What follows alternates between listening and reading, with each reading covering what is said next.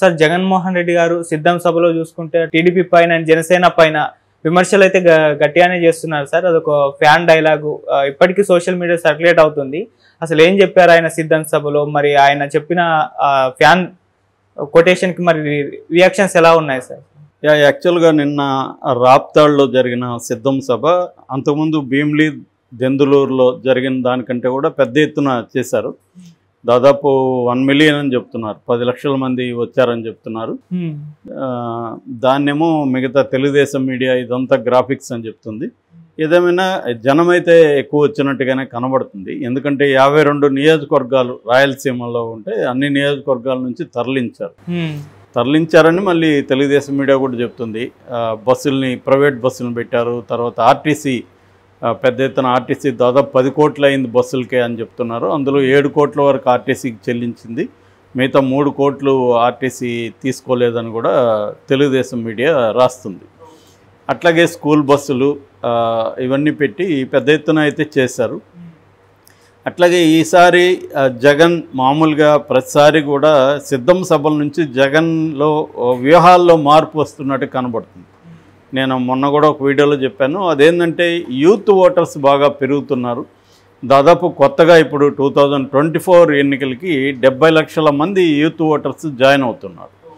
అట్లాగే మన వాలంటీర్స్ కానీ, తర్వాత గృహ సారథులు వీళ్ళంతా కూడా యూతే కాబట్టి వాళ్ళని అడ్రస్ చేయడానికి జగన్ కూడా కొంత యూత్కి కనెక్ట్ అయ్యే విధంగా మాట్లాడడానికి అతను మార్చుకుంటున్నట్టుగా అర్థమవుతుంది. అంతకుముందు ఎక్కువగా మహిళలను, అవ్వాతాతలను వీళ్ళని అడ్రస్ చేసేవాడు.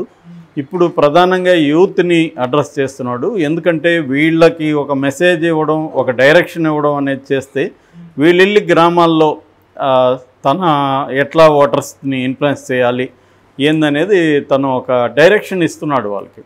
సో అందువల్ల భీమిలి దగ్గర నుంచి, సిద్ధం సభల దగ్గర నుంచి కూడా జగన్ మాట్లాడే ధోరణిలో మార్పు వచ్చింది.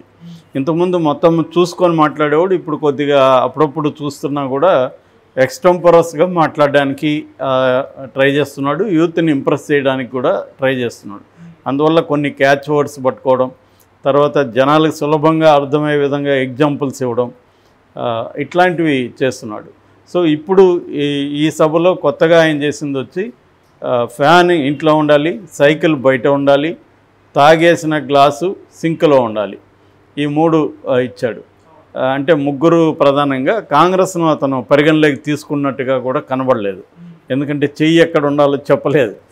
సో కాబట్టి కాంగ్రెస్ని అతను పక్కన పెట్టాడు. రెండోది షర్మిల దానికి ఇదిగా ఉంది కాబట్టి ఆమె మీద మాట్లాడకూడదు అనుకున్నట్టుగా ఉన్నాడు. సో అందుకని కంప్లీట్గా కాంగ్రెస్ని అవాయిడ్ చేశాడు. అట్లాగే బీజేపీని కూడా అవాయిడ్ చేశాడు కంప్లీట్గా. ఎందుకంటే నిజానికి కూడా 2 పెద్ద ఇన్ఫ్లుయెన్షియల్ పార్టీస్ ఏం కాదు.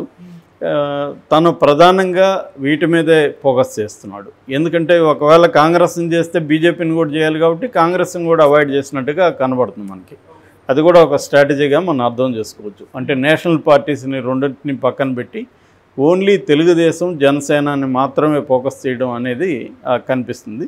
రెండోది అతనికి రియల్ థ్రెట్ కూడా ఈ 2 పార్టీల కూటమి నుంచే రియల్ థ్రెట్ కూడా జగన్కు ఉంది. సో ఈ కాంటెక్స్ట్లో అతను మొత్తంగా సభని చూస్తున్నప్పుడు ప్రతి సభలో కూడా అతను 2 థీమ్స్ ఉంటాయి అతను బేసిక్గా. ఒకటి, తాన ప్రభుత్వం వచ్చిన తర్వాత ఈ 5 ఏళ్లలో తాను ఏమేమి చేశాడు చెబుతాడు.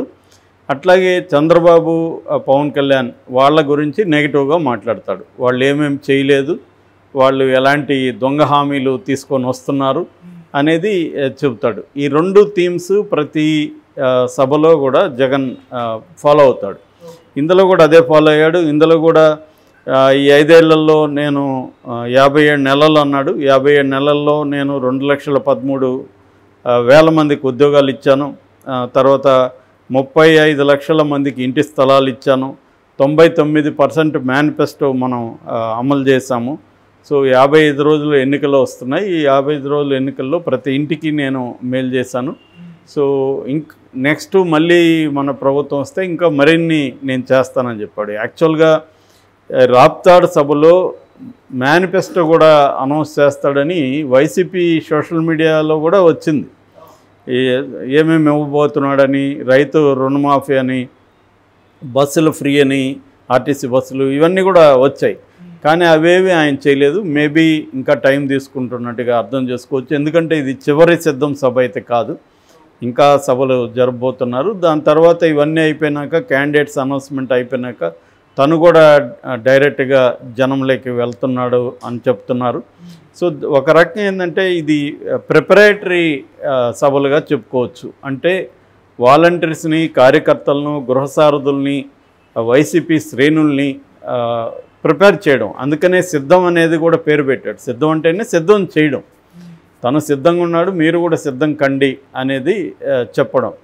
సో ఆ కాంటెక్స్ట్లో తన పరిపాలనలో ఏమేమి జరిగింది చెప్పాడు. దాని తర్వాత చంద్రబాబు నాయుడు 95లో, 99లో, 2014లో 3 సందర్భాల్లో ఆయన సీఎంగా ఉన్నప్పుడు కనీసం 10% మేనిఫెస్టో హామీలను కూడా అమలు చేయలేదు. చివరికి మేనిఫెస్టోనే వాళ్ళ సైట్ నుంచి కూడా మాయం చేసేశారు. సో 10% కూడా చేయలేదు. చంద్రబాబు పేరు చెప్తే ఒక పథకం కూడా ఎవరికి గుర్తురాదు. అదే వైఎస్ఆర్ చెప్తే చాలా పథకాలు గుర్తొస్తాయి. మన ప్రభుత్వంలో కూడా అనేక పథకాలు పెట్టాము అనేది కంపారేటివ్గా ఆయన చెప్పాడు.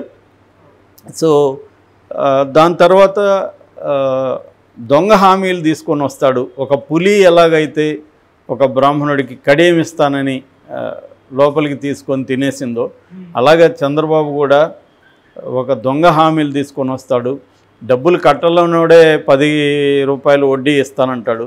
కాబట్టి మీరు అవి నమ్మకండి అనేది. ఎందుకంటే చంద్రబాబు సూపర్ 6 ప్రకటించాడు కాబట్టి ఆ సూపర్ 6ని జనం నమ్మకుండా ఉండాలనేది జగన్ ఒక అప్పీల్ చేస్తున్నాడు.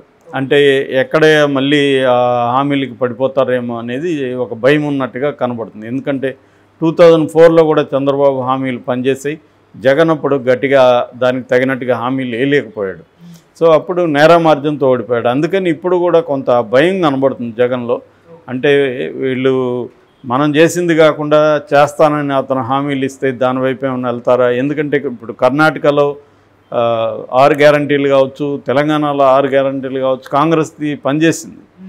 అంటే అదేమన్నా జరగచ్చు. ఎందుకంటే జగన్ బలం అంతా ప్రధానంగా ఈ పథకాలు వాటి అమలు.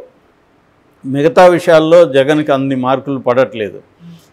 కానీ ఇవి గట్టిగా ఒక సెక్షన్ ఆఫ్ పీపుల్కి గట్టిగా తగిలాయి. కాబట్టి చంద్రబాబు కూడా ఇప్పుడు అదే అభివృద్ధి అని ఎంత చెప్తున్నా మళ్ళీ సంక్షేమాన్ని నమ్ముకోవాల్సిన పరిస్థితి చంద్రబాబుకి పవన్ కళ్యాణ్కి కూడా ఏర్పడింది. పవన్ కళ్యాణ్ కూడా ఆ మధ్య మేము కూడా పథకాలన్నింటినీ కంటిన్యూ చేస్తూ ఉన్నాడు. చంద్రబాబు నేను ఇంకా ఎక్కువ ఇస్తాను అంటున్నాడు. అది కూడా కంపేర్ చేశాడు జగన్. నేను ఇస్తున్న పథకాలకి 55,000 కోట్లు అవుతే సంవత్సరానికి, చంద్రబాబు చెప్తున్న పథకాలకి 1,00,000 కోట్లు అవుతుంది. దాన్ని ఎక్కడి నుంచి తెస్తాడు అనేది కూడా క్వశ్చన్ చేస్తున్నాడు. ఎందుకంటే గతంలో చంద్రబాబు కానీ తెలుగుదేశం మీడియా కానీ ఏం చేశాయి? జగన్ ఇస్తున్న పథకాల వల్ల ఆంధ్రప్రదేశ్ శ్రీలంక అయిపోతుంది అని విపరీతంగా ప్రచారం చేశారు. అలాంటప్పుడు మేము పథకాలు ఇవ్వము అని చెప్పాలి కదా. కానీ అదే చెప్తున్నారు ఇప్పుడు. మళ్ళీ వీళ్ళు ఎక్కడ తెస్తారు? మళ్ళీ వీళ్ళు కూడా అప్పు చేయాల్సిందే కదా. సో ఇదేంటంటే రాజకీయ పార్టీలు అధికారంలో ఉన్న పార్టీ ఒక రకంగా మాట్లాడినప్పుడు లేని పార్టీ ఇంకొక రకంగా మాట్లాడుతుంది. సో వచ్చాక పెద్ద డిఫరెన్స్ ఏమి ఉండదు నిజానికి. ఎందుకంటే అదే సంక్షేమం అందరూ ఫాలో అవుతున్నారు.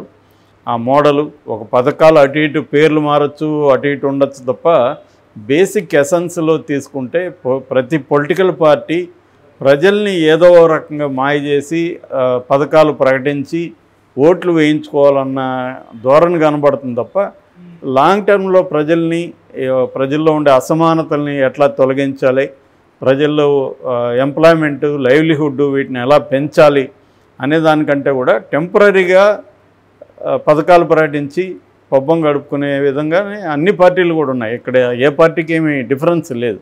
కాకపోతే అమలు విషయంలో కొంత డిఫరెన్స్ కనబడుతుంది. ఏ పార్టీ ఎంత సిన్సియర్గా అమలు చేస్తుంది. రెండోది లీకేజెస్ లేకుండా ఒక పథకాన్ని అనౌన్స్ చేసినప్పుడు లీకేజెస్ లేకుండా ఎలా ఉంటుంది? గతంలో మనకి మన జన్మభూమి కమిటీలు ఉన్నప్పుడు ఈ లీకేజెస్ పెద్ద ఎత్తున ఉన్నాయి.